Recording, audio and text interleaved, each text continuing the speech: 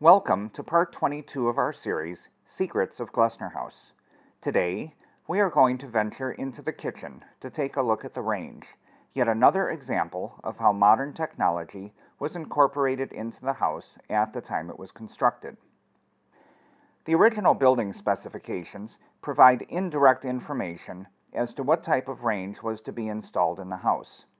Although they simply note that the range would be provided by the Glessners, the specifications provide other clues to help us understand what was originally planned. Here we see the coal trap, or dumbwaiter, found in the Glessner's bedroom. The specifications call for a similar trap to service the kitchen, indicating that there was to be a coal-burning range in the room. However, the coal trap for the kitchen was never constructed, indicating plans had changed early in the construction process. The specifications also call for a water back, as seen in the diagram at left. The water back was a chamber behind the firebox of the oven, through which water would pass to be heated. It would then flow into the top of an adjacent range boiler, as seen in the photo at right, providing a ready supply of hot water. Another related element described in the specifications was a plate warmer, but this was located in the adjacent butler's pantry. This was one of the few rooms in the house to be heated with a radiator, placed here specifically to accommodate a chamber for warming plates. These two images show typical plate warmers of the period, as the Glessner's plate warmer no longer survives. The weight of the range would have been substantial, considering it was made of iron or steel. To accommodate the significant weight, the floor underneath was reinforced with a large slab of limestone, about 5 inches thick. This was discovered several years ago when a section of the plaster ceiling in the basement was removed, revealing the limestone and the iron beam supporting it, seen in the bottom of this photograph. Gas ranges were first developed in England in the 1820s, but did not gain popularity in the United States until the 1880s. This growth is tied directly to the increased use of electricity for lighting, gas companies then focusing more attention on the use of gas for cooking. This charming trade card for sundial gas ranges promotes how easy they were to operate, the cook noting she would be happy to take a small cut in pay because her work was greatly reduced. This is the cover of a cookbook in the Glessner Library, The Art of Cooking with Gas, written in 1896 by the prolific American author Marion Harland. Her earlier book, Common Sense in the Household, a Manual of Practical Housewifery, became a national bestseller. The book contains over 1,000 recipes, but they actually read the same as they would have for a coal-burning range and contain no indication of oven temperature. We will learn why shortly. Harland was a big proponent of cooking with gas, and in the book notes several reasons why cooking with gas was superior to coal or liquid fuels. Reasons included its cost-effectiveness, it could be ready at a moment's notice, it eliminated the dirt caused by coal, and it cooked foods to perfection. And, as she noted elsewhere in the book, with wood or coal, the fire controlled the cook, whereas with gas, the cook controlled the fire. She also commented on the safety of gas, suggesting that a child could operate a gas range. Perhaps, but it was not as safe as we think of today, primarily because these appliances did not have pilot lights, so the gas would have to be turned on and lit with a match. This accounts for the match safe seen in the photo of the Glessner kitchen at right. The current match safe is shown at left. In November 1886, Frances Glessner recorded in her journal that she had purchased the range for her new home.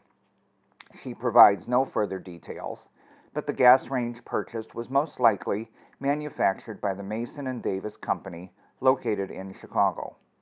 Their ranges were promoted as being the best on earth, and as noted in this advertisement, were used by the U.S. government on its war vessels. Having a modern gas range in the kitchen was a wonderful convenience, but many cooks were not familiar with its operation. During just 1 month in the fall of 1891, the Glessners went through 5 cooks in quick succession, one specifically quitting immediately upon learning there was a gas range in the house. Frances Glessner placed an advertisement with her specific requirements in the Chicago Tribune, and soon after noted, quote, "Monday, I interviewed cooks, and they in turn put me on the witness stand all day," unquote. Cook number 6, Annie Ahlstrom, was hired in mid-November 1891. She proved quite satisfactory, Frances Glessner noting, quote, "My new cook came on Wednesday. We commenced to have good meals on Thursday," unquote. As recorded in the servants' journal seen here, Ahlstrom was paid $7 per week for her services, more than the other female staff listed below her entry. During the unsettled period before Annie was hired, Frances Glessner also engaged the services of Charles Smiley, Chicago's preeminent caterer and one of its leading African-American businessmen. They used his services for over 30 years, his obituary listing the Glessners among his prominent clients, alongside Mayor Carter Harrison and many others. Annie Ahlstrom left in February 1892, after just 3 months. The Glessners then asked Mattie Williamson, who was already employed by them as a maid, if she would like to become the cook. She had performed the cooking duties at their summer estate, The Rocks, for part of the previous summer, after the former cook had resigned. Mattie accepted the position and remained the cook for the next 20 years, retiring at the age of 50, when she thought it was no longer advisable to continue working over the hot stove, a reminder of the long, hot hours typical for the cook in a well-to-do household. Upon hiring Mattie as the new cook, Frances Glessner noted that she was going to have her taught.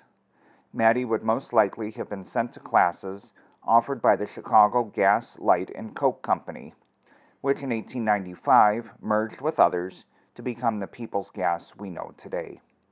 Classes were an easy way to boost sales of gas ranges for the company. This photo, taken years later, shows the demonstration kitchen that People's Gas would drive to neighborhoods around the city, offering housewives the opportunity to learn about the advantages of cooking with gas. This photo from 1923 is the only known image showing the Glessners' kitchen during their occupancy. Prominently featured in the photo is the large copper range hood, which may or may not have been original, as the building specifications called for an iron hood. The Mason and Davis range shown in this photo, the M&D number 552, dated to 1915, and featured 8 burners, 2 ovens, 2 warming ovens shown at the top, and 2 broilers at the bottom. The fact that Frances Glessner replaced her original gas range at this specific time is significant. Early gas ranges did not have a thermostat for the oven. Cooks had the ability to increase or decrease the heat, but no way to select a specific temperature. They would have gauged the heat through experience, or with little tricks, like throwing a bit of flour onto the floor of the oven to see how quickly it browned. The oven thermostat was the major new advancement with gas ranges in the mid-1910s, and it appears Frances Glessner bought a new range as soon as this feature became available.